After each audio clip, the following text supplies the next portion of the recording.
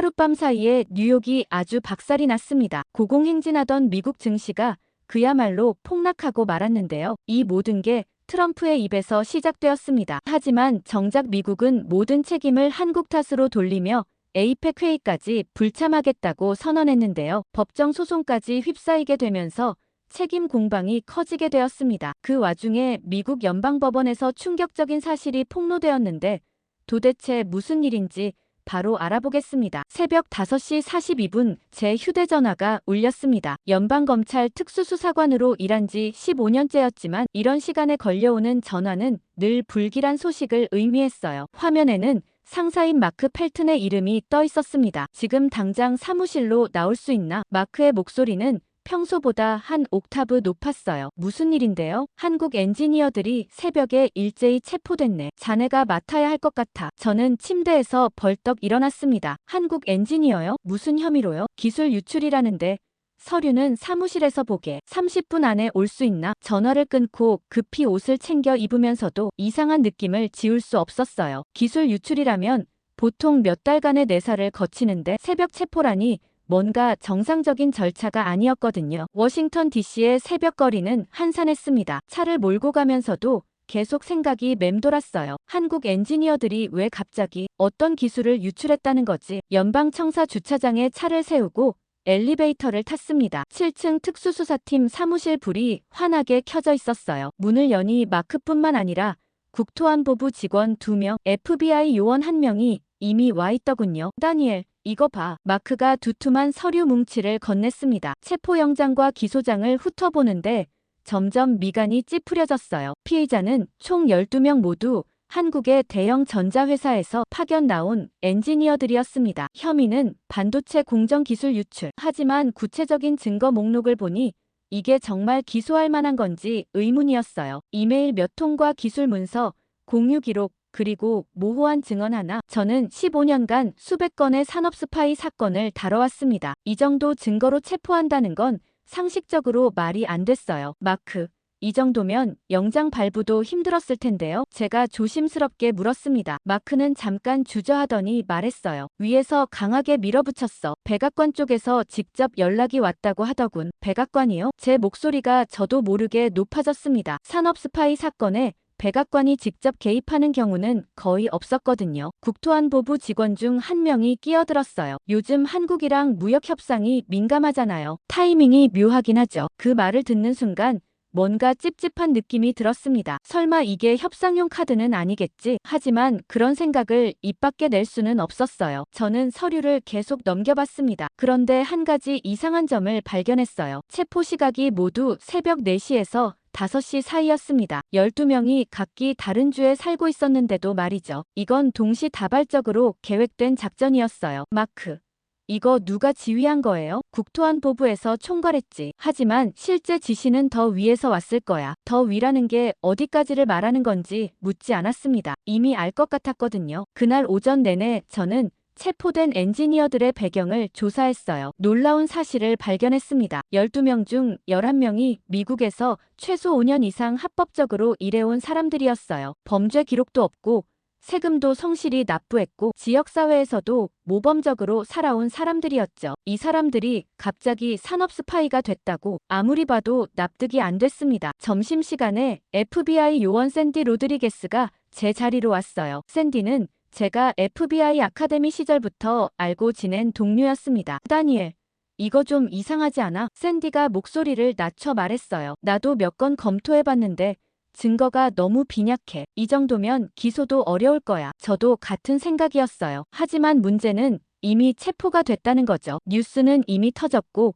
한국 엔지니어들 기술 유출 혐의로 체포라는 헤드라인이 모든 언론을 도배하고 있었습니다. 샌디가 한숨을 쉬며 말했어요. 타이밍이 묘해. 마침 한미 무역 협상이 한창이잖아. 그 순간 제 머릿속에서 퍼즐 조각이 맞춰지기 시작했습니다. 며칠 뒤 백악관에서 긴급회의가 소집됐어요. 주제는 한미 경제 협력 강화 방안이었습니다. 저는 법무부 대표로 참석하게 됐죠. 회의실에 들어서니 이미 20여 명이 앉아 있었습니다. 국무부와 상무부 또 재무부 그리고 백악관 경제자문위원들. 회의를 주재한 사람은 러트닉이었어요. 트럼프 대통령의 최측근으로 알려진 인물이었죠. 러트닉이 프레젠테이션을 시작했습니다. 신사숙녀 여러분, 오늘 우리는 역사적인 제안을 논의하게 될 겁니다. 스크린에 숫자가 떠올랐어요. 3,500억 달러, 한국의 대미 투자 규모입니다. 회의실이 술렁였습니다. 3,500억 달러라니 한국 외환 보유고의 대부분을 차지하는 어마어마한 금액이었거든요. 러트닉은 계속 설명했어요. 이 투자는 현금 기반으로 이루어져야 합니다. 미국의 인프라와 기술 그리고 제조업에 직접 투입될 것이고 우리 경제를 재건하는 초석이 될 겁니다. 저는 배포된 문건을 넘겨보면서 점점 불안해졌습니다. 투자 조건이 너무 일방적이었어요. 수익 배분은 미국이 대부분 가져가고 손실은 한국이 책임지는 구조. 투자처 결정권도 전적으로 미국에 있었죠. 이건 투자가 아니라 일방적인 헌납이나 다름없었습니다. 누군가 손을 들었어요. 상무부 차관이었습니다. 한국이 이 조건을 받아들일까요? 러트닉이 미소를 지으며 대답했습니다. 그래서 우리가 준비한 게 있죠. 지난주 한국 엔지니어들 체포건 들으셨죠? 그 순간 제 등골이 서늘해졌어요. 러트닉이 계속 말했습니다. 앞으로 몇 주 안에 한국 기업들을 상대로 특허 침해, 덤핑, 환경 규정 위반 등 다각도의 조사가 진행될 겁니다. 물론 이건 정당한 법 집행이죠. 하지만 타이밍은 협상에 도움이 될 겁니다. 저는 가만히 앉아서 듣고만 있을 수가 없었어요. 실례지만 그건 법 집행을 정치적 도구로 사용하는 게 아닙니까? 회의실이 조용해졌습니다. 러트닉이 저를 쳐다봤어요. 표정은 차갑게 굳어 있었습니다. 브루크스 수사관. 우리는 법을 집행하는 겁니다. 정당한 혐의가 있으니 조사하는 거죠. 협상은 별개의 문제고요. 하지만 저는 이미 알고 있었습니다. 엔지니어 체포와 3,500억 달러 요구는 우연이 아니었어요. 이건 치밀하게 계획된 압박이었습니다. 회의가 끝나고 복도로 나왔을 때 마크가 제 팔을 잡았어요. 다니엘, 쓸데없는 생각하지 마. 우리는 그냥 주어진 일을 하는 거야. 하지만 저는 이미 확신하고 있었습니다. 이건 정의가 아니라 정치였어요. 그리고 저는 그 한가운데 서 있었습니다. 사무실로 돌아오는 길에 계속 생각이 맴돌았습니다. 3,500억 달러라는 숫자가 머릿속에서 지워지지 않았거든요. 그날 저녁 집에 돌아와서도 잠을 이룰 수가 없었습니다. 거실 소파에 앉아 노트북을 펼쳤죠. 한국의 외환 보유고 현황을 검색해봤습니다. 대략 4,100억 달러 정도였습니다. 그중 3,500억을 내놓으라니 이건 나라의 비상금을 거의 다 털어내라는 소리나 다름없었죠. 다음날 아침 워싱턴의 분위기는 묘하게 들떠 있었습니다. 국무부 복도에서 우연히 만난 동료 제프리가 말했죠. 한국 측에서 곧 답변이 올 거래. 설마 거부하겠어? 그들도 미국 시장을 포기할 순 없잖아. 제프리의 말투에는 확신이 묻어났습니다. 저는 반문했죠. 만약 거부하면 어떻게 되는데? 제프리가 어깨를 으쓱했습니다. 관세 폭탄이겠지. 그리고 이미 시작된 법적 조치들이 더 강화될 거고 그들이 선택할 여지가 있다고 생각해. 그 말을 듣는 순간 제 가슴이 답답해졌습니다. 이건 협상이 아니라 협박이었거든요. 며칠간 워싱턴 전체가 한국의 답변을 기다리는 분위기였습니다. 백악관 내부에서는 이미 승리를 확신하고 있었죠. 그날 오후 저는 구금된 엔지니어들을 면담하러 갔습니다. 버지니아 구치소의 면회실은 차갑고 삭막했죠. 첫 번째로 만난 사람은 김태준이라는 40대 중반의 엔지니어였습니다. 그는 수척한 얼굴로 저를 바라봤습니다. 저는 아무것도 하지 않았습니다. 김태준의 목소리는 떨리고 있었습니다. 회사 업무를 한 것뿐인데 갑자기 새벽에 체포됐어요. 아내와 두 아이가 집에서 그 장면을 다 봤습니다. 저는 그의 파일을 펼쳐봤습니다. 혐의 내역을 보니 정말 억지스러웠죠. 회사 이메일로 기술 문서를 공유한 것, 동료와 업무 관련 대화를 나눈 것, 이런 게 전부였습니다. 김태준이 말했습니다. 제가 공유한 건 이미 공개된 특허 문서였어요. 누구나 볼 수 있는 자료였다고요. 그런데 그걸 가지고 산업 스파이라니 저는 아무 말도 할 수 없었습니다. 이건 명백히 과잉 기소였거든요. 하지만 저는 수사관일 뿐 판사가 아니었죠. 다른 엔지니어들도 비슷한 이야기를 했습니다. 모두 합법적으로 일했고 회사 규정을 지켰으며 그저 주어진 업무를 수행했을 뿐이라고. 구치소를 나오면서 저는 확신했습니다. 이 사람들은 범죄자가 아니었습니다. 그들은 협상의 인질이었죠. 그날 밤 샌디에게서 전화가 왔습니다. 다니엘, 내일 큰일 터질 것 같아. 한국 쪽에서 뭔가 발표한다는 소문이 돌고 있어. 무슨 발표인데? 잘 모르겠어. 하지만 백악관이 비상이래. 뭔가 예상과 다른 답이 나올 것 같다는 거야. 저는 잠을 설쳤습니다. 다음날 아침 뉴스를 켜자마자 속보가 터졌죠. 한국 정부와 주요 기업들이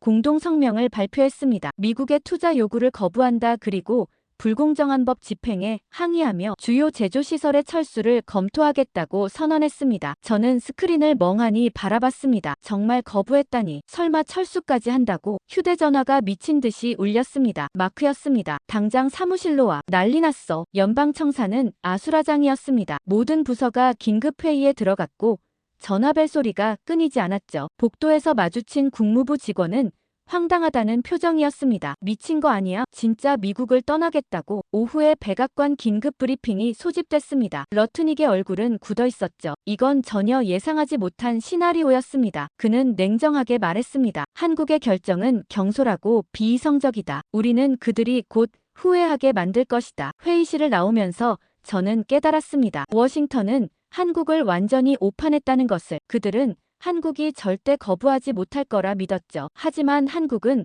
불가능한 선택을 했습니다. 그리고 이제 진짜 전쟁이 시작될 참이었습니다. 다음 날 저는 CNN 뉴스를 보다가 얼어붙었습니다. 한국의 3대 제조업체가 동시에 기자회견을 열었던 겁니다. 첫 번째로 마이크 앞에 선 사람은 현대자동차 미국 법인 대표였습니다. 그의 목소리는 단호했죠. 우리는 엘라베마 공장의 단계적 철수를 결정했습니다. 불공정한 법 집행과 일방적인 투자 압박 속에서 더 이상 정상적인 경영이 불가능하다고 판단했습니다. 화면이 바뀌었습니다. 삼성전자 반도체 부문 대표가 나타났죠. 텍사스 오스틴 공장 증설 계획을 전면 재검토합니다. 현재 진행 중인 170억 달러 투자도 중단될 것입니다. 마지막은 LG 에너지 솔루션이었습니다. 미시간 배터리 공장 건설을 무기한 보류합니다. 이미 투입된 인력과 장비는 순차적으로 철수할 예정입니다. 저는 리모컨을 떨어뜨렸습니다. 정말 철수한다니. 농담이 아니었던 겁니다. 사무실로 출근하니 이미 난리가 났더군요. 마크가 회의실로 저를 불렀습니다. 그의 책상 위에는 각 주에서 올라온 보고서들이 쌓여 있었죠. 엘라베마 주지사가 직접 전화했어. 현대차 공장이 문 닫으면 3만 명이 일자리를 잃는다고. 미시간도 마찬가지야. 저는 보고서를 넘겨봤습니다. 숫자들이 충격적이었죠. 직접 고용만 8만 명, 간접 고용까지 합치면 20만 명이 넘었습니다. 그리고 이건 시작에 불과했죠. 오후에 텍사스 오스틴 시장이 긴급 기자회견을 열었습니다. 삼성 공장은 우리 지역 경제의 핵심입니다. 이 공장이 사라지면 오스틴의 첨단 산업 생태계 전체가 무너집니다. 그의 목소리는 절박했습니다. 연방정부는 즉각 협상 테이블로 돌아가야 합니다. 하지만 워싱턴의 반응은 달랐습니다. 백악관 대변인은 브리핑에서 이렇게 말했죠. 한국 기업들의 결정은 유감스럽지만 우리는 굴복하지 않을 것입니다. 그들이 떠나면 다른 기업들이 그 자리를 채울 것입니다. 저는 그 말을 듣고 한숨이 나왔습니다. 정말 다른 기업이 그 빈자리를 채울 수 있을까? 엘라베마의 자동차 공장, 텍사스의 반도체 시설, 미시간의 배터리 라인. 이건 하루아침에 대체할 수 있는 게 아니었거든요. 결국 엘라베마 현대차 공장 앞에서 노동자들이 시위를 벌였죠. 그들이 든 팻말에는 이런 문구가 적혀 있었습니다. 워싱턴이 우리 일자리를 죽였다. 한국이 아니라 백악관을 탓하라. 저는 뉴스 영상을 보며 충격을 받았습니다. 노동자들이 한국이 아니라 자국 정부를 비난하고 있었던 겁니다. 한 노동조합 대표가 마이크를 잡았습니다. 현대차는 15년간 이 지역에서 성실하게 일했습니다. 세금 내고 고용 창출하고 지역사회에 기여했죠. 그런데 갑자기 엔지니어들을 체포하고 말도 안 되는 돈을 요구하면서 뭘 기대한 겁니까? 그날 저녁 샌디가 제 사무실로 찾아왔습니다. 다니엘, 이거 봐. 그녀가 태블릿을 내밀었습니다. 미시간 디트로이트의 한 지역 신문 기사였죠. 제목은 이랬습니다. 누가 우리를 배신했는가. 기사를 읽어 내려가는데 가슴이 먹먹해졌습니다. LG 공장에서 일하던 노동자들의 인터뷰가 실려 있었죠. 저는 새 아이를 키우는 싱글맘입니다. 이 공장 덕분에 집도 사고 아이들 학비도 될 수 있었어요. 이제 어떻게 하라는 겁니까? 또 다른 노동자는 이렇게 말했습니다. 한국 회사들은 우리를 존중했어요. 임금도 제때 주고 복지도 좋았죠. 하지만 워싱턴은 우리를 협상 카드로만 봤습니다. 샌디가 한숨을 쉬었습니다. 여론이 돌아서고 있어. 사람들이 한국이 아니라 백악관을 비난하기 시작했어. 저는 고개를 끄덕였습니다. 당연한 일이었죠. 누가 봐도 무리한 요구를 한 건 우리 쪽이었으니까. 상황은 더 악화됐습니다. 조지아주의 한 자동차 부품 협력업체가 파산 신청을 했죠. 현대차 공장 철수로 주문이 끊겼기 때문입니다. 그 회사에서 일하던 500명이 하루아침에 일자리를 잃었습니다. 그리고 이건 시작에 불과했습니다. 다음 주까지 7개 협력업체가 추가로 문을 닫았죠. 제 책상 위로 각 지역의 보고서들이 쌓여갔습니다. 모두 비슷한 내용이었죠. 실업률 급증, 지역 경제 붕괴, 주민들의 분노. 어느 날 저녁 마크가 조용히 말했습니다. 다니엘,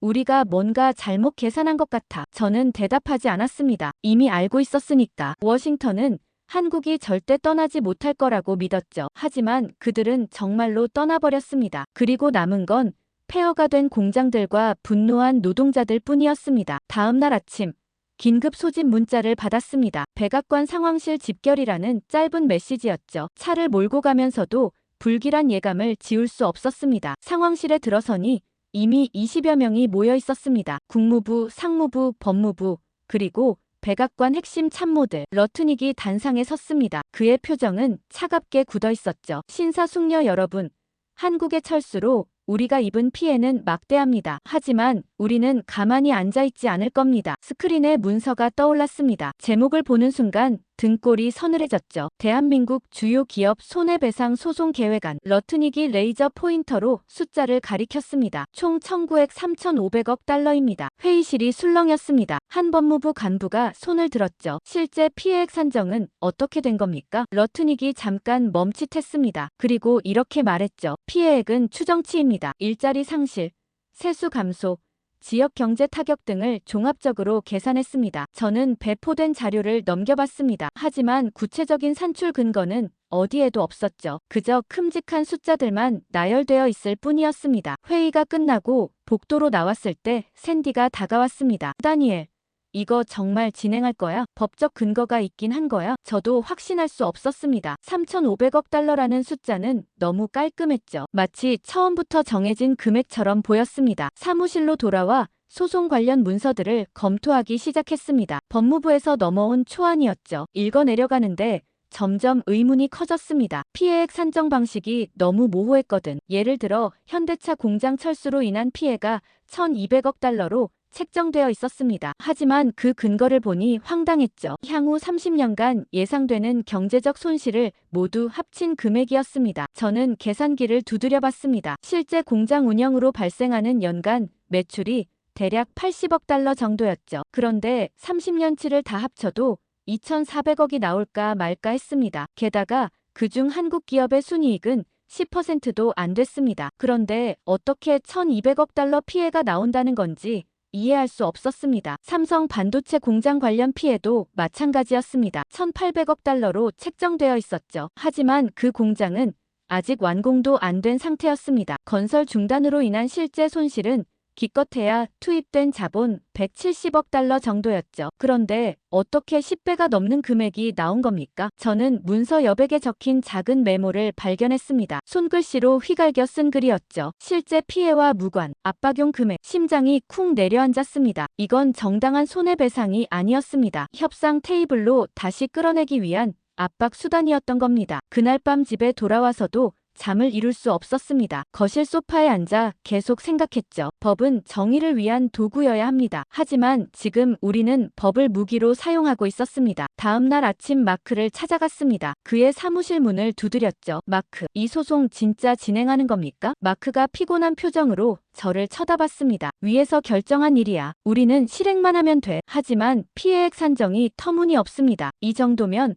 법원에서도 받아들이지 않을 겁니다. 마크가 한숨을 쉬었습니다. 다니엘, 이건 실제로 이기려는 소송이 아니야. 압박이 목적이라고. 그 순간 모든 게 명확해졌습니다. 처음부터 정해 따윈 없었던 겁니다. 엔지니어 체포도 3,500억 달러 요구도 그리고 지금의 소송도 전부 한국을 굴복시키기 위한 수단이었죠. 저는 사무실로 돌아와 책상 서랍을 열었습니다. 15년 전 연방검찰에 입사하던 날 받은 배지가 있었죠. 그때 저는 맹세했습니다. 정의를 수호하고 법을 공정하게 집행하겠다고. 하지만 지금 제가 하고 있는 일은 그 맹세와 정반대였습니다. 창밖을 내다봤습니다. 워싱턴의 하늘은 맑고 푸르렀지만 제 마음속은 먹구름이 가득했습니다. 그날 저는 법무부 지하 자료실에 있었습니다. 소송 관련 문서들이 보관된 곳이었죠. 공식적으로는 소송 준비를 위한 자료 검토였지만 사실 저는 다른 것을 찾고 있었습니다. 피해액 산정의 원본 자료 말입니다. 오후 내내 상자들을 뒤졌습니다. 대부분은 공개된 자료들이었죠. 언론 보도,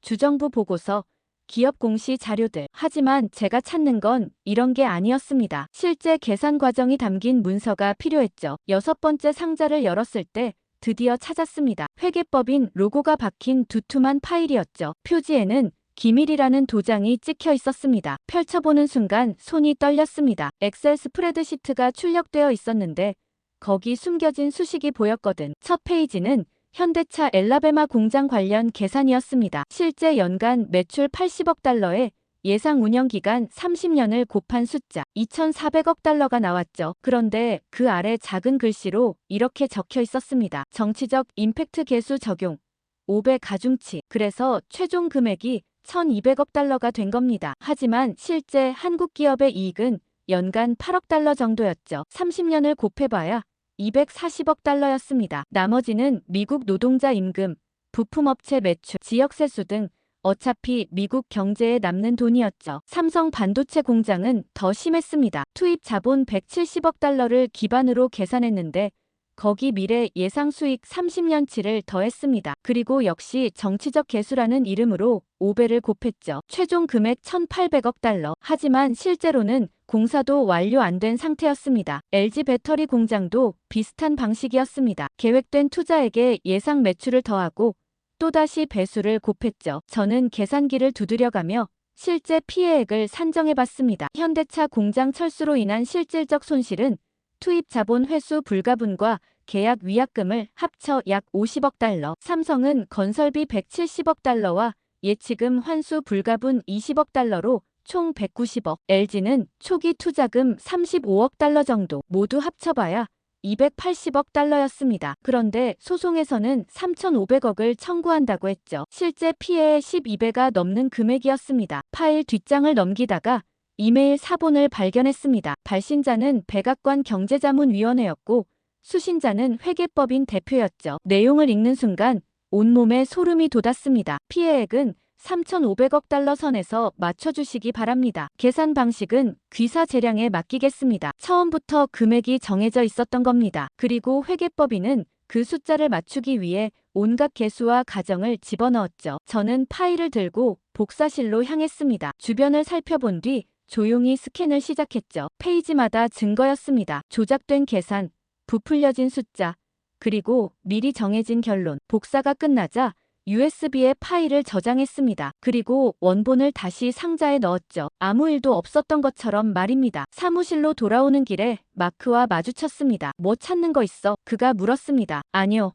그냥 소송 자료 검토하고 있었습니다. 마크가 제 얼굴을 잠깐 쳐다봤습니다. 뭔가 의심하는 눈빛이었지만 더 묻지는 않았죠. 그날 밤 집에서 USB 파일을 다시 열어봤습니다. 화면에 펼쳐진 숫자들을 보며 확신했습니다. 이건 정당한 손해배상이 아니었습니다. 처음부터 끝까지 조작된 각본이었죠. 한국을 다시 협상 테이블로 끌어내기 위한 거대한 쇼. 저는 창밖을 바라봤습니다. 워싱턴의 밤하늘에는 별이 총총했지만 제 마음속에는 분노가 타오르고 있었습니다. 결국 저는 엘라베마행 비행기에 올랐습니다. 공식적으로는 철수 현장 조사였지만 사실 저는 직접 확인하고 싶었던 겁니다. 보고서가 아닌 실제 목소리를 듣고 싶었죠. 몽고메리 공항에 내려 렌터카를 빌렸습니다. 현대차 공장까지는 1시간 거리였는데 가는 내내 황량한 풍경이 펼쳐졌습니다. 공장 정문 앞에는 이미 수백 명이 모여 있었습니다. 팻말을 든 노동자들, 취재진, 그리고 주의회 관계자들까지. 저는 조용히 뒤쪽에 섰습니다. 한 중년 남성이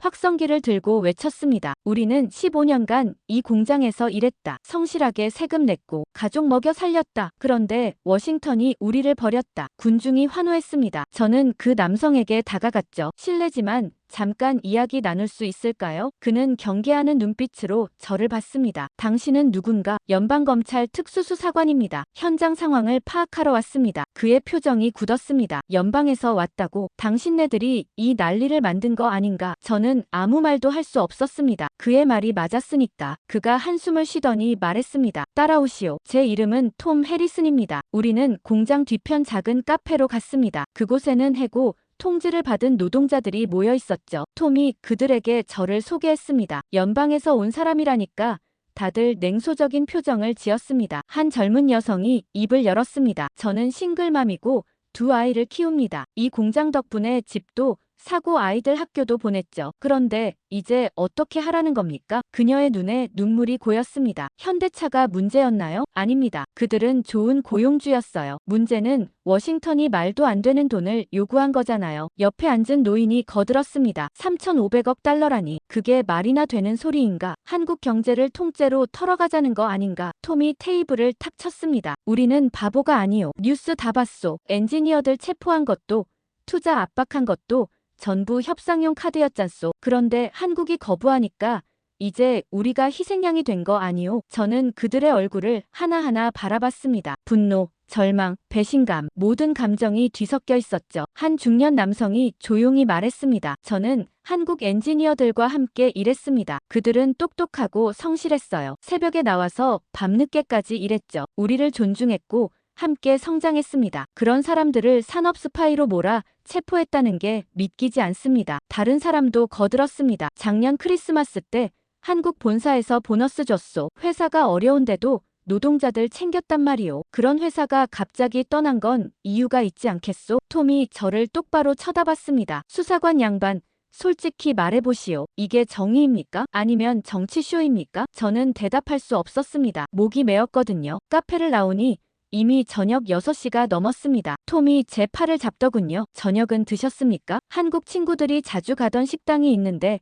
같이 가시죠. 제대로 된 이야기는 밥 먹으면서 해야 합니다. 우리는 공장에서 15분 거리에 있는 작은 한식당으로 갔습니다. 서울집이라는 간판이 걸려 있었는데 주차장에는 차가 서너 대밖에 없었죠. 문을 열자 김치찌개 냄새가 확 올라왔습니다. 처음 맡아보는 독특한 향이었는데 자극적이면서도 묘하게 식욕을 돋우는 냄새였죠. 주인 아주머니가 나와 톰을 보더니 반갑게 맞았습니다. 톰, 오랜만이네요. 아주머니, 요즘 어떻습니까? 톰이 물었습니다. 아주머니의 표정이 어두워졌습니다. 장사가 반토막 났어요. 한국 사람들 다 떠나버렸잖아요. 12년 동안 여기서 식당했는데 이제 문 닫아야 할 것 같아요. 우리는 구석 테이블에 앉았습니다. 톰이 메뉴를 보지도 않고 주문했죠. 삼겹살 2인분이랑 김치찌개 2개요. 그리고 소주도 한 병. 저는 메뉴판을 펼쳐봤습니다. 불고기, 비빔밥, 잡채, 생소한 이름들이 가득했죠. 톰이 웃으며 말했습니다. 처음엔 저도 이상했습니다. 발효된 배추를 먹는다는 게 믿기지 않았죠. 하지만 김 팀장이 저를 여기 데려왔어요. 3년 전이었나. 그때부터 단골이 됐습니다. 음식이 나오기 시작했습니다. 먼저 작은 접시들이 테이블을 가득 채웠죠. 김치, 콩나물, 시금치, 무생채. 저는 그 양에 놀랐습니다. 이게 다 반찬입니까? 톰이 고개를 끄덕였습니다. 한국식이에요. 공짜 반찬인데 리필도 됩니다. 처음엔 이해 안 됐죠. 왜 이렇게 많이 주나? 하지만 한국 친구들 말로는 정성이래요. 손님을 대접하는 마음이라고. 저는 김치 한 조각을 집어 먹어봤습니다. 순간 입안이 얼얼했죠. 맵고 시고 아삭한 식감. 처음 먹어보는 복잡한 맛이었습니다. 톰이 웃었습니다. 김치는 익숙해져야 해요. 저도 처음엔 못 먹었는데 지금은 이게 없으면 허전합니다. 삼겹살이 나왔습니다. 두툼한 고기를 톰이 불판에 올렸죠. 지글지글 소리를 내며 익어가는 고기에서 고소한 냄새가 났습니다. 톰이 가위로 고기를 자르며 말했습니다. 이것도 신기했어요. 처음엔 왜 가위로 고기를 자르나 했죠. 포크와 나이프를 쓰면 되잖아요. 하지만 해보니까 훨씬 편하더군요. 합리적이에요. 익은 고기를 상추에 싸서 건네받았습니다. 쌈장과 마늘을 함께 넣었죠. 한 입에 넣으니 여러 맛이 동시에 터졌습니다. 고기의 고소함, 상추의 아삭함, 쌈장의 깊은 맛. 정말 놀라웠습니다. 김치찌개도 나왔습니다. 빨갛게 끓는 찌개에서 김이 모락모락 올라왔죠. 한 숟가락 떠서 먹는 순간 온몸이 따뜻해지는 느낌이었습니다. 톰이 소주잔을 채우며 말했습니다. 김 팀장이 여기 앉아서 말했어요. 한국 사람들은 뜨거운 음식을 같이 먹으면서 마음을 나눈다고. 찌개 하나를 여럿이 떠먹는 게 이상하게 보일 수 있지만 그게 가족이고 친구라고 하더군요. 저는 주변을 둘러봤습니다. 벽에는 한국 풍경 사진들이 걸려 있었고 작은 태극기도 보였습니다. 이곳은 한국 엔지니어들에게 고향 같은 곳이었겠죠. 톰이 계속 말했습니다. 김 팀장은 매주 금요일 저녁이면 팀원들을 여기 데려왔어요. 미국 사람, 한국 사람 구분 없이 다 같이 먹었죠. 처음엔 어색했지만 음식 먹으며 이야기하다 보면 다 친구가 됐습니다. 그 친구가 산업 스파이라니 말도 안 됩니다. 저는 숟가락을 내려놓았습니다. 음식은 맛있었지만 목이 메었습니다. 이 작은 식당에 남아있는 온기, 그들이 남긴 흔적, 그리고 이제는 텅 빈 자리들. 톰이 한숨을 쉬며 빈 의자를 바라봤습니다. 저 자리에 박 과장이 앉았었고 저기는 이 대리 자리였습니다. 다들 좋은 사람들이었어요. 이제 다 떠났지만요. 식사를 마치고 계산할 때 아주머니가 조용히 말했습니다. 한국 사람들 돌아올까요? 저는 대답할 수 없었습니다. 밖으로 나오니 해가 완전히 졌습니다. 톰과 악수하며 헤어졌죠. 차에 올라타 공장을 향해 갔습니다. 거대한 건물이 텅 비어 있었죠. 며칠 전까지만 해도 3교대로 돌아가던 곳이었는데 주차장에는 한 가족이 서 있었습니다. 아버지는 공장 건물을 바라보며 어린 딸의 손을 잡고 있었죠. 저는 다가가서 물었습니다. 여기서 일하셨습니까? 그가 고개를 끄덕였습니다. 12년 일했습니다. 딸아이가 태어날 때부터 여기서 일했죠. 그는 딸을 내려다봤습니다. 이 아이 대학 학자금도 여기서 모았는데 이제 뭘 해야 할지 모르겠습니다. 저는 가슴이 먹먹해졌습니다. 그날 오후 텍사스로 이동했습니다. 삼성 반도체 공장 예정지였죠. 그곳은 더 황량했습니다. 반쯤 지어진 건물들,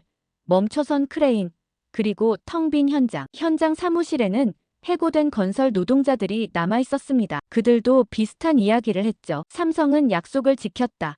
문제는 워싱턴이다. 우리가 왜 희생되어야 하나? 저녁에 호텔로 돌아와 노트에 적었습니다. 오늘 만난 사람들의 얼굴, 그들의 말, 눈빛, 모든 게 제 가슴에 각인됐습니다. 워싱턴에서 보던 보고서, 속숫자들이 아니었습니다. 이들은 실제로 고통받는 사람들이었죠. 그리고 그 고통의 원인을 만든 건 한국이 아니라 우리였습니다. 워싱턴으로 돌아온 저는 소송 담당 로펌 명단을 받았습니다. 총 5개 로펌이었는데 모두 워싱턴에서 손꼽히는 곳들이었죠. 이상한 건 이들이 각각 다른 사건을 맡았다는 겁니다. 한 로펌은 현대차 관련, 다른 로펌은 삼성, 또 다른 곳은 LG. 겉보기엔 분산된 것처럼 보였지만 뭔가 석연치 않았습니다. 첫 번째 로펌은 맥도날드 앤 파트너스였습니다. K 스트리트에 있는 30층짜리 빌딩이었죠. 로비에서 담당 변호사를 기다리는 동안 벽에 걸린 사진들을 봤습니다. 역대 파트너들과 고위 공직자들이 악수하는 장면들. 그 중에 러트닉의 얼굴도 보였습니다. 담당 변호사 제임스 맥도날드가 나타났습니다. 그는 60대 초반으로 보이는 백발의 신사였죠. 브루크스 수사관,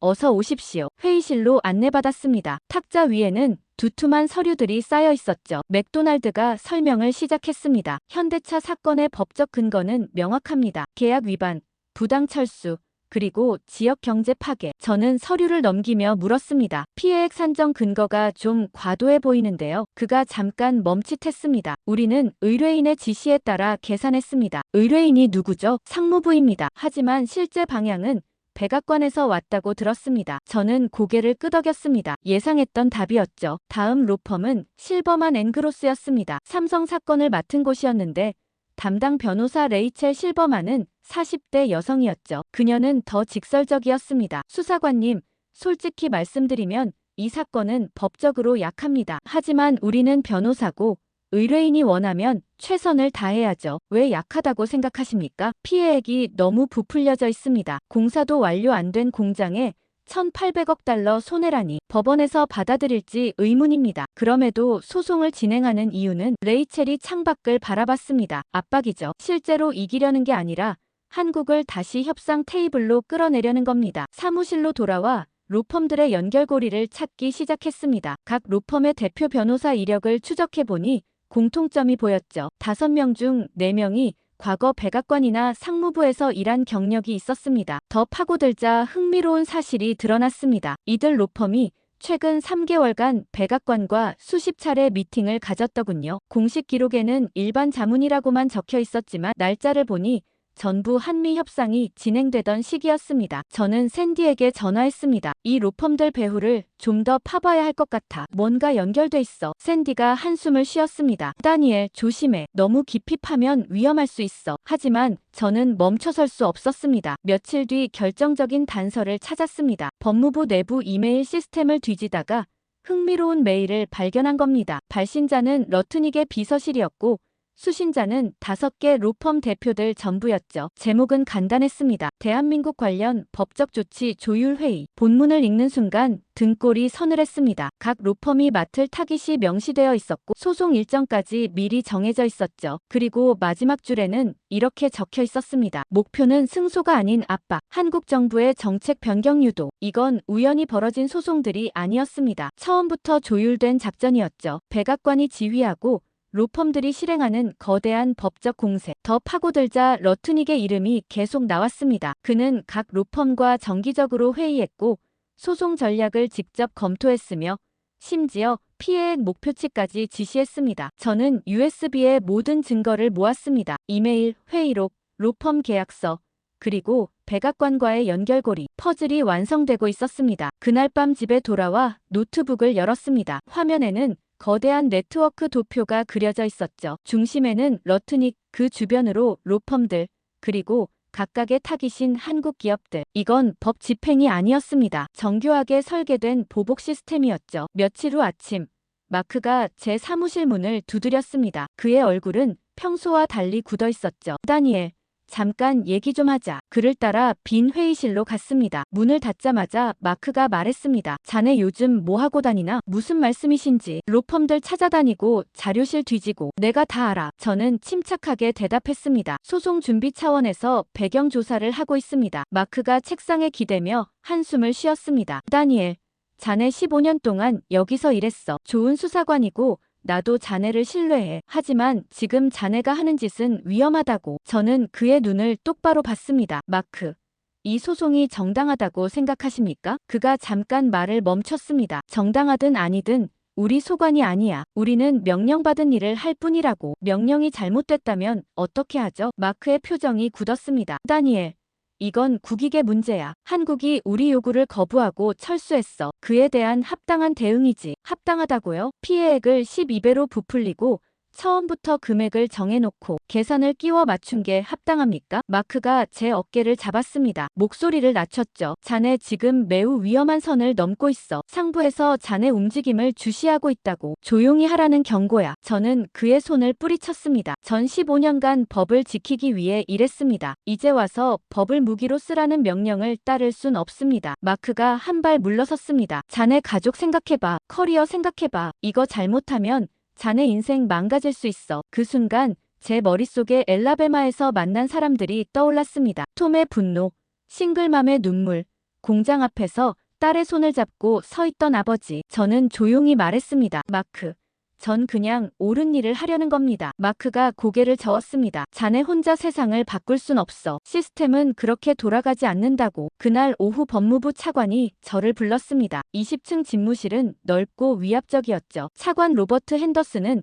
창밖을 보고 서 있었습니다. 브루크스 수사관, 자네에 대한 보고를 받았네. 저는 대답하지 않았습니다. 그가 돌아서며 말했습니다. 자네는 훌륭한 수사관이야. 하지만 때로는 큰 그림을 봐야 해. 이건 단순한 소송이 아니라 국가 전략이라네. 국가 전략이 거짓 위에 세워져도 괜찮습니까? 핸더슨의 얼굴이 굳었습니다. 거짓이라니. 피해액 산정이 과장됐다는 건 차관님도 아실 겁니다. 처음부터 금액이 정해져 있었고 계산은 나중에 끼워 맞춘 거죠. 핸더슨이 책상에 앉았습니다. 브루크스, 자네는 지금 매우 위험한 주장을 하고 있어. 증거가 있습니까? 저는 USB를 만지작거렸습니다. 주머니 속에 들어있었죠. 하지만 꺼내지 않았습니다. 아직 때가 아니었으니까. 핸더슨이 계속 말했습니다. 자네 딸이 올해 고등학교 졸업이지. 대학도 가야 하고 연금도 5년만 더 있으면 풀로 받을 수 있고 이 모든 게 자네 선택에 달려있어. 협박입니까? 조언이야. 현명한 선택을 하라는 거지. 그날 밤 집에 돌아왔을 때 아내 수잔이 기다리고 있었습니다. 그녀는 제 얼굴을 보더니 물었죠. 무슨 일 있어? 저는 소파에 앉아 모든 걸 얘기했습니다. 조작된 피해액, 정치적 압박, 그리고 오늘 받은 경고까지. 수잔은 조용히 듣고 있다가 말했습니다. 당신이 옳다고 생각하는 걸 해. 하지만 우리 가족은 어떻게 하죠? 수잔이 제 손을 잡았습니다. 우리는 버틸 수 있어. 당신이 양심을 팔고 사는 것보다 가난하게 사는 게 나아. 저는 아내를 꼭 안았습니다. 그날 밤 잠을 이룰 수 없었습니다. 침대에 누워 천장을 바라보며 계속 생각했죠. 15년간 쌓아온 커리어, 딸의 대학 학자금, 5년 후 연금. 이 모든 것과 양심을 저울질해야 했습니다. 새벽 3시쯤 결심이 섰습니다. 저는 조용히 일어나 서재로 갔죠. 책상 서랍에서 15년 전 받은 배지를 꺼냈습니다. 정의를 수호하겠다던 그 맹세가 떠올랐습니다. 노트북을 켜고 USB를 꽂았습니다. 수백 개의 파일이 화면에 떠올랐죠. 조작된 계산서, 백악관 이메일, 로펌 네트워크, 모든 증거가 여기 있었습니다. 저는 마우스를 움직였습니다. 이 파일들을 공개하면 제 인생은 끝날지도 모릅니다. 하지만 침묵한다면 제 영혼이 죽을 겁니다. 선택의 시간이 다가오고 있었습니다. 하지만 저는 평소처럼 사무실에 출근했습니다. 책상 위에 낯선 봉투 하나가 놓여 있었죠. 발신인 표시도 없고 우표도 없었습니다. 누군가 직접 놓고 간 겁니다. 봉투를 열자 명함 한 장이 떨어졌습니다. 박민규 변호사, 한국계 이름이었고 아래에는 손으로 쓴 메모가 있었죠. 오늘 오후 3시 링컨 기념관 뒤편 벤치에서 뵙겠습니다. 당신이 찾는 증거가 있습니다. 저는 주변을 둘러봤습니다. 아무도 없었죠. 이게 함정일 수도 있다는 생각이 들었지만 호기심을 억누를 수 없었습니다. 오후 2시 50분 링컨 기념관에 도착했습니다. 관광객들이 계단을 오르내리고 있었죠. 뒤편 벤치에는 40대 초반으로 보이는 동양인 남성이 앉아 있었습니다. 박민규 변호사십니까? 그가 고개를 들었습니다. 브루크스 수사관님이시군요. 옆에 앉으십시오. 저는 조심스럽게 앉았습니다. 당신은 누구고 왜 저를 찾았습니까? 박민규가 주변을 살핀 뒤 말했습니다. 저는 실버만 앵그로스 로펌에서 일했습니다. 삼성 소송팀에 있었죠. 하지만 3일 전 해고됐습니다. 왜 해고됐죠? 제가 너무 많이 물어봤기 때문입니다. 피해액 계산이 이상하다고,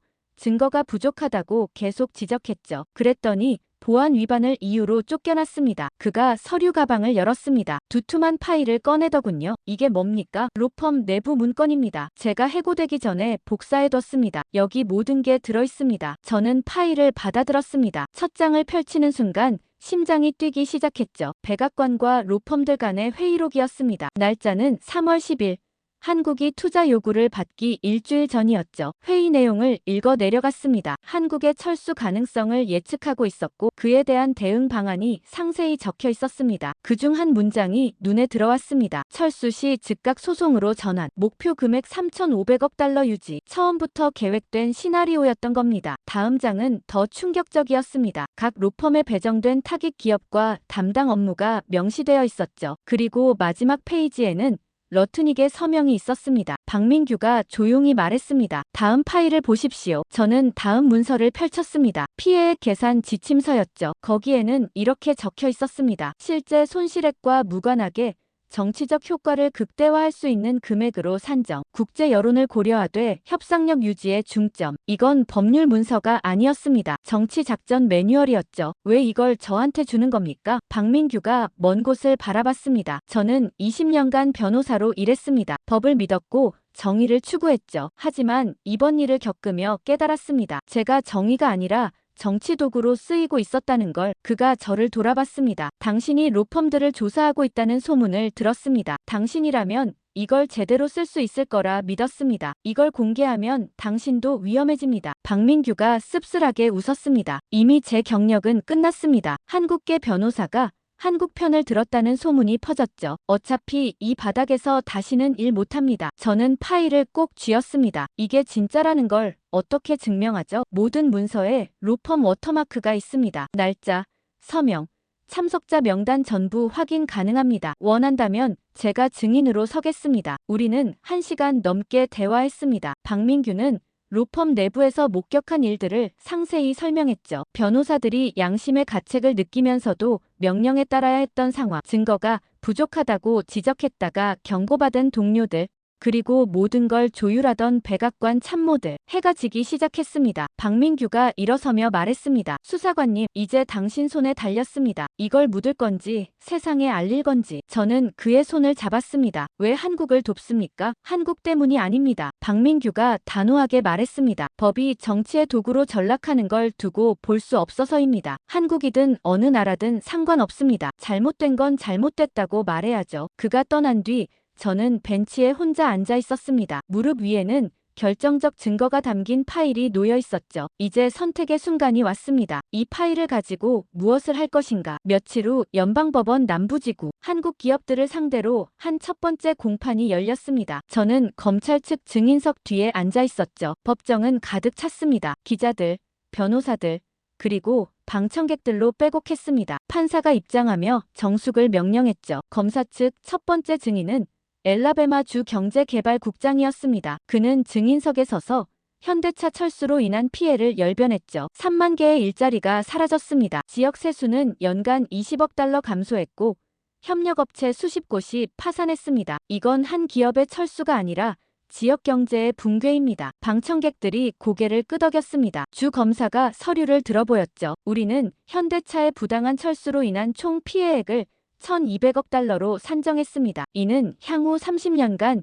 예상되는 경제적 손실을 종합한 금액입니다. 피고 측 변호사가 반론했습니다. 이해 있습니다. 30년치 예상 손실을 현재 피해로 청구하는 건 법적 근거가 없습니다. 판사가 손을 들었습니다. 인정합니다. 검사 측은 산정 근거를 더 명확히 제시하십시오. 주 검사가 당황하는 기색이었지만 계속 진행했습니다. 다음 증인은 텍사스의 부동산 개발업자였죠. 삼성 공장 건설로 우리 지역 땅값이 3배 올랐습니다. 하지만 철수 발표 후 모든 게 무너졌어요. 투자자들이 떠났고 개발 계획도 전부 중단됐습니다. 피고 측이 반박했습니다. 증인의 손실은 투기적 손실이지 삼성의 책임이 아닙니다. 판사가 동의했습니다. 받아들일 수 없습니다. 다음 증인으로 넘어가십시오. 오전 내내 이런 식이었습니다. 검사 측은 피해를 열거했지만 구체적 근거는 빈약했죠. 법정 분위기가 묘하게 흘러갔습니다. 점심 휴정 시간에 복도에서 샌디를 만났습니다. 어때? 그녀가 물었습니다. 검사 측이 고전하고 있어. 증거가 너무 약해. 판사도 회의적인 것 같고 예상했던 대로네. 샌디가 한숨을 쉬었습니다. 오후에는 경제 전문가가 증인으로 섰습니다. 하버드 교수라는 타이틀을 달고 나왔죠. 그는 파워포인트를 띄우며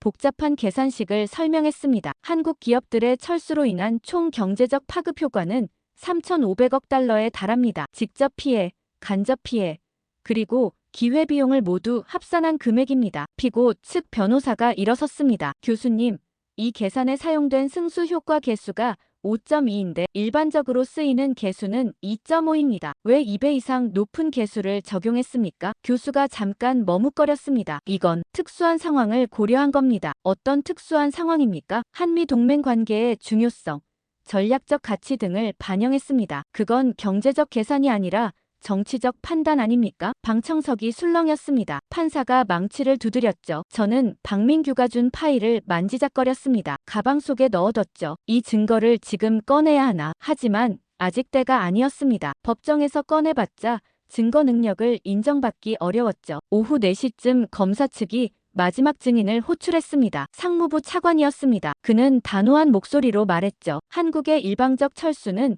동맹국에 대한 배신입니다. 우리의 합리적 요구를 거부하고 미국 노동자들을 버렸습니다. 이에 대한 책임을 물어야 합니다. 피고 측 변호사가 물었습니다. 차관님이 말씀하신 합리적 요구란 3,500억 달러 현금 투자를 말하는 겁니까? 차관이 고개를 끄덕였습니다. 그건 한국 외환 보유고의 85%에 해당하는 금액입니다. 어떤 나라가 그런 요구를 받아들일 수 있겠습니까? 그건 한국이 판단할 문제입니다. 하지만 거부한다고 해서 철수할 권리까지 있는 건 아니죠. 기업은 자유롭게 투자하고 철수할 권리가 있습니다. 그게 시장 경제 아닙니까? 차관의 얼굴이 굳었습니다. 이건 단순한 시장 문제가 아닙니다. 국가 안보와 동맹의 문제입니다. 방청석에서 웅성거림이 일었습니다. 판사가 망치를 두드렸죠. 공판이 끝나고 복도로 나왔습니다. 기자들이 몰려들었지만 저는 아무 말도 하지 않았습니다. 건물을 빠져나와 주차장으로 걸어가는데 마크가 따라왔습니다. 다니엘, 오늘 법정 봤지? 우리가 이길 것 같아? 저는 대답하지 않았습니다. 마크가 계속 말했죠. 판사도 회의적이야. 증거가 약하다는 걸 다들 알아. 이대로 가면 우리가 질 수도 있어. 차에 올라타며 저는 생각했습니다. 이건 처음부터 이기려는 소송이 아니었다고. 압박과 협상용이었죠. 하지만 법정은 정치 무대가 아니었습니다. 판사는 증거를 보고 판단할 겁니다. 그리고 지금 검사 측 증거는 너무나 빈약했습니다. 며칠 후 상원법사위원회 청문회가 소집됐습니다. 주제는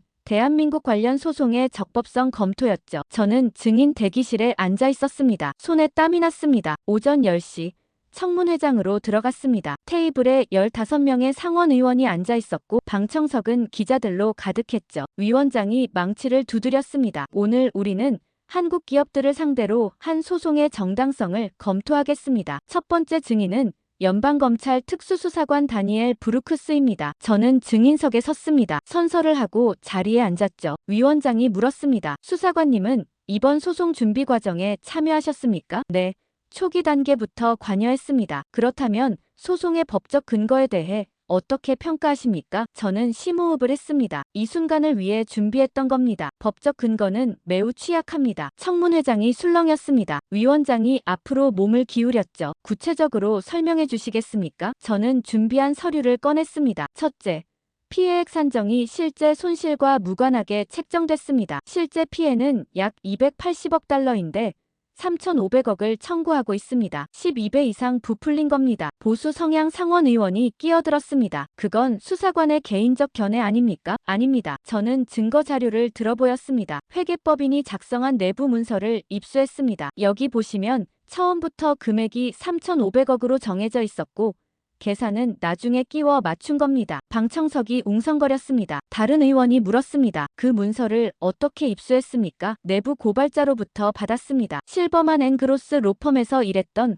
박민규 변호사입니다. 저는 파일을 테이블 위에 올려놓았습니다. 여기 백악관과 로펌들 간의 회의로 이메일, 그리고 계산 지침서가 있습니다. 모두 이번 소송이 법적 절차가 아니라 정치적 압박 수단이었음을 보여줍니다. 친정부 성향 의원이 얼굴을 붉혔습니다. 이건 국가기밀 유출 아닙니까? 로펌 내부 문서는 기밀이 아닙니다. 더구나 여기 담긴 내용은 공익을 위해 공개돼야 합니다. 위원장이 파일을 넘겨보기 시작했습니다. 다른 의원들도 사본을 받았죠. 저는 계속 증언했습니다. 둘째, 이번 소송은 한국 엔지니어 체포와 연결돼 있습니다. 3월 17일 12명이 새벽에 동시 체포됐는데 증거는 매우 빈약했습니다. 이건 협상용 인질이었습니다. 야당 의원이 물었습니다. 그 체포가 부당하다는 말입니까? 제가 직접 조사한 결과 12명 중 11명은 정상적인 업무를 수행했을 뿐입니다. 산업 스파이로 볼 증거가 없습니다. 하지만 체포 타이밍이 한미 협상 직전이었다는 점이 의미심장합니다. 친정부 의원이 소리쳤습니다. 수사관은 지금 자국 정부를 배신하고 있습니다. 저는 그를 똑바로 봤습니다. 저는 정부가 아니라 법을 따릅니다. 그리고 법이 정치 도구로 쓰이는 걸 막는 게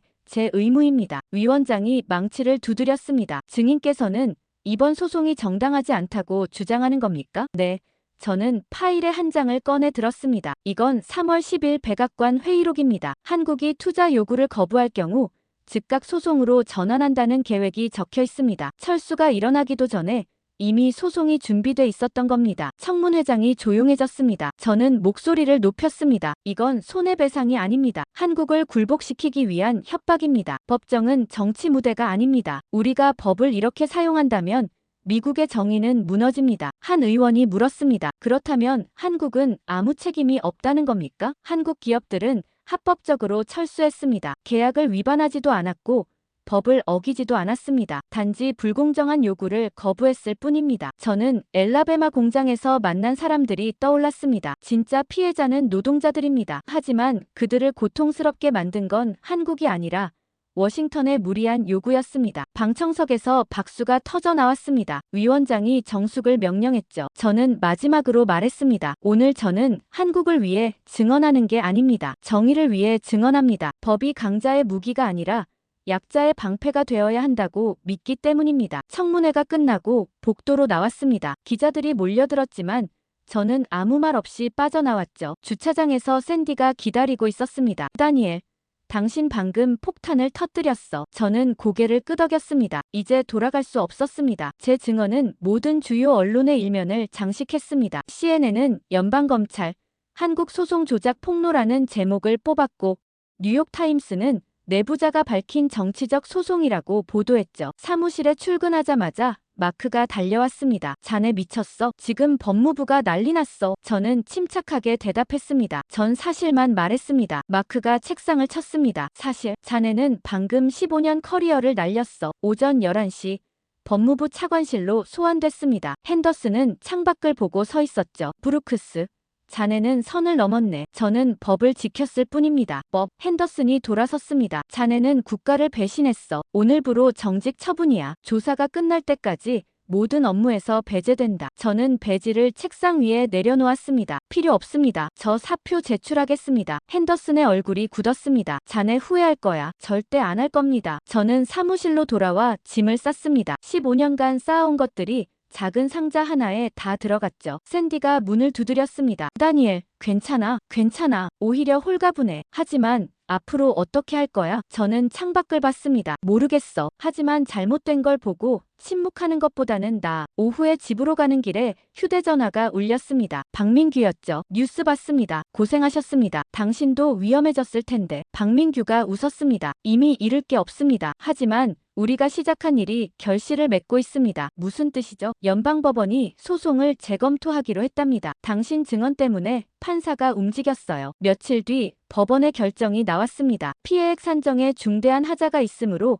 소송을 기각한다는 내용이었죠. 판사는 판결문에서 이렇게 썼습니다. 법은 정치적 도구가 아니다. 증거 없는 과도한 청구는 사법 시스템의 남용이다. 백악관은 즉각 성명을 냈습니다. 판결에 유감을 표하며 항소하겠다고 했죠. 하지만 여론은 이미 돌아섰습니다. 각 주의 노동자들이 기자회견을 열었습니다. 우리는 한국 기업의 복귀를 원한다. 공정한 협상을 요구한다. 국제사회도 움직였습니다. 유럽연합이 성명을 냈죠. 미국의 일방적 압박은 국제통상 질서를 해친다. 한국의 대응은 정당한 자위권 행사다. 6월 초 상원에서 특별조사위원회가 구성됐습니다. 러트닉과 백악관 참모들이 소환돼 질의를 받았죠. 저는 TV로 중계를 지켜봤습니다. 러트닉은 모든 결정이 국익을 위한 것이었다고 항변했지만 의원들은 냉담했습니다. 한 의원이 물었습니다. 법을 정치 무기로 쓴 게 국익입니까? 동맹국을 적으로 만든 게 국익입니까? 6월 15일 백악관이 입장을 바꿨습니다. 대통령이 직접 발표했죠. 우리는 한국과 새로운 협상을 시작할 것이다. 이번에는 상호 존중에 기초한 공정한 협상이 될 것이다. 며칠 뒤 박민규에게서 연락이 왔습니다. 커피 한 잔 하실래요? 우리는 링컨 기념관 뒤편 벤치에서 만났습니다. 처음 만났던 그곳이었죠. 박민규가 말했습니다. 들었어요? 한국 기업들이 조건부 복귀를 검토한대요. 조건이 뭡니까? 공정한 투자 조건, 상호 이익 보장, 그리고 법적 보호 장치. 이제야 제대로 된 협상이 시작되는 거네요. 박민규가 하늘을 올려다봤습니다. 우리가 해냈네요. 판을 바꿨어요. 저는 고개를 저었습니다. 우리가 한 건 진실을 말한 것뿐입니다. 판을 바꾼 건 진실 그 자체였죠. 해가 지고 있었습니다. 워싱턴 기념탑에 석양이 비쳤죠. 박민규가 물었습니다. 앞으로 뭐 할 겁니까? 모르겠습니다. 하지만 후회는 없어요. 저도요. 우리는 악수를 나눴습니다. 그리고 각자의 길로 돌아갔죠. 집으로 걸어가며 저는 생각했습니다. 15년 커리어, 연금, 안정된 미래, 모든 걸 잃었지만 대신 얻은 게 있었습니다. 거울 속 제 모습을 똑바로 볼 수 있는 용기, 그리고 정의는 국적을 초월한다는 믿음. 현관문을 열자 아내 수잔이 웃으며 맞아줬습니다. 뉴스 봤어. 자랑스러워. 딸 에밀리가 달려와 안겼습니다. 아빠, 선생님이 아빠 이야기 하셨어. 영웅이래. 저는 딸을 안아들었습니다. 영웅은 아니야. 그냥 옳은 일을 했을 뿐이지. 창밖으로 별이 보였습니다. 오늘 밤 저는 편히 잠들 수 있을 것 같았습니다. 양심의 무게를 내려놓았으니까.